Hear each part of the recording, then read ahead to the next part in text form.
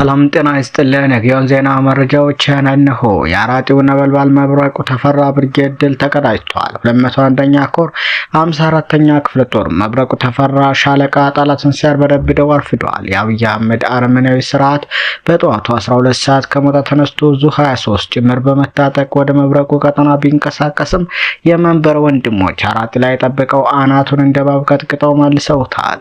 በተያያዘም 10 አለቃ ኤፍሬም አጥናፉ ብርጌድ ችጓሊና አዲስ ቅዳም በጠላት ዋይታ ሞልተውታል።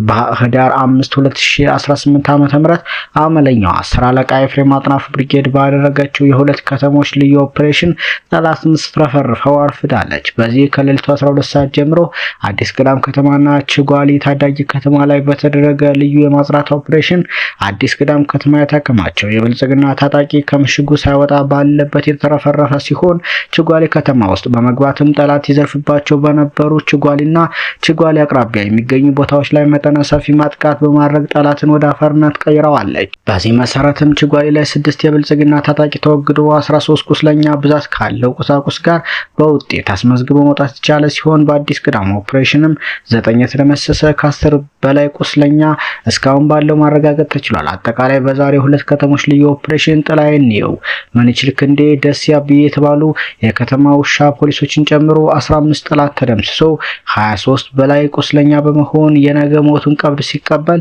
8 ሰልጣኝ ግልገል የብልጽግና ታጣቂ ምርኮኛ 3 ክላሽንኮቭ 2 የቃታ መሳሪያ 1 የብሬን ሸንሸል 71 የብሬን ተተኳሽ 8 የክላሽ ካዘና ከ176 ተተኳሽ ጋር 5 ኩንታል የተፈጨ እህል 20 ሊትር ዘይት 150 ኪሎ ግራም ምስር 9 ኩንታል ድንች ከተለያዩ የማብሰያ ቁሳቁስ ጋር ገቢ ተደርጓል። ይህ በእንዲህ እንዳለ አዛዡ ተይዟል። በሰሜን ምስራቅ እዝ 61ኛ ክፍለ ጦር ስር የሁለተኛ ሻለቃ ምክትል አዛዥ የሆነው 100 አለቃ በእውቀቱ ምስጋናው በድልብና ሙጃ ማርያም ከተማ መካከል ልዩ ስሟ ዴንሳ ተባ በምትጠራው ከተማ ላይ በፋኖ ቁጥጥር ስር መዋሉን የአፋባ ምኒልክ ዕዝ ህዝብ ግንኙነት መምሪያ አስታውቋል። ይህ በእንዲህ እንዳለ የደጋው መብረቅ ኮር ከወቄታ እስከ ፍላቂት ባለው ቀጠና በርካታ የጠላት ኃይል በመደምሰስ ድል ተጎናጽፏል።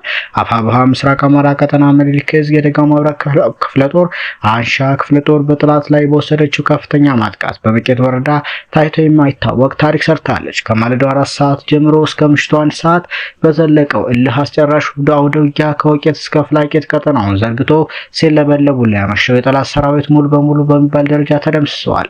የፋሽስቱ ሰራዊት ሙትና ቁስለኛውን በ8 ፓትሮል ሲያጓጉዝ የዋለ ሲሆን 3ቱ ፓትሮል ሙትና ቁስልሙት 5 ፓትሮል ቁስለኛን ጭነው ሲያመላልሱ ውለዋል። የጠላት ጥምር ሰራዊት ተብየው ጣረ ሙትን አፋጥኖ ሞቱን ተረክቧል። ካፍንጫው ዳር ሞትን እያነፈነፈ ያለው ስርዓት በመቄት ወረዳ በግስላዎቹ ሞትን እንዲጎርሳት ተደርጓል። የደጋው መብረቅ ኮር የፋሽስቱን ሰራዊት ከማል አስገብቶ ቅንድብ በመቀንደሽ ወደማይቀረው ዓለሙ እየሸኘው ለምስት ሲሳይ አድርጎታል። ፎክሮና ፎግሮ አማራ ክልል የገባው የጠላት ሰራዊትና በሆዱ የተገዛው ባንዳ ባንሻ ክፍለ ጦር አመርቂ አሸኛኘት ተደርጎለታል። በተያያዘም የአፋባ ሰሜን አማራ ቀጠና በላይ ዘለቀ ሜጀር ጀነራል ማንታ አባተ 1ኛ ኮር ድል ተቀዳጅቷል። ህዳር 5 2018 ዓ.ም ሜጀር ጀነራል ማንታ አባተ 1ኛ ኮር ጉና ክፍለ ጦር አርበኛ ገብረ መስቀል ደርብ ብርጌድ ጋፋት ሻለቃ ኮከብ ሻለቃና ታቦር ሻለቃ በመቀናጀት ከደብረ ታቦር ወደ ብናት ሲጓዝ በነበረ የስርዓቱ ቅጥረኛ ከ12 ሰዓት ጀምሮ እስከ ቀኑ 6 ሰዓት ከ40 ልዩ ቦታው ቡሮ ተብሎ በሚጠራው ቦታ ደፈጣ በመጣል የጠላት ኃይልን በሚገባ አስተናግደውታል። ከደብረ ታቦር 18 መኪና ጠላትና ሬሽን የጫነ ሲሆን ከብናት የወረደው አመራር ከ10 መኪና በላይ ታጅቦ ሲመጣ አናብስቶቹ ምን ውስጥ ገባው ብሎ ሲርበተበት ነፍሱን ለማትረፍ ሲጨረጨር እንዲውል አድርገውታል።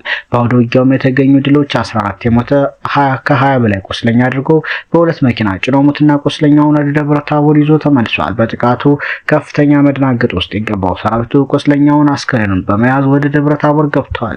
በዚህ የተነሳ ቁስለኛውን አስከሬኑን ለማንሳት ተጨማሪ የጠላት ኃይል ከደብረ ታቦር ከተማ ተነስቶ ውጊያው ከተካሄደበት ቦታ በመድረስ በወገን ኃይል ላይ ተኩስ የከፈተ ሲሆን ነበልባሎቹ ፋኖች የለመደውን ሽሽፈት ካምፓ አከናውነውታል ሲል የብርጌዱ ህዝብ ግንኙነት ኃላፊ አርበኛ በላይ ነው ልብሱ ተናግሯል። ሰሞነኛ መረጃዎች እነኝን ይመስሉ ነበር።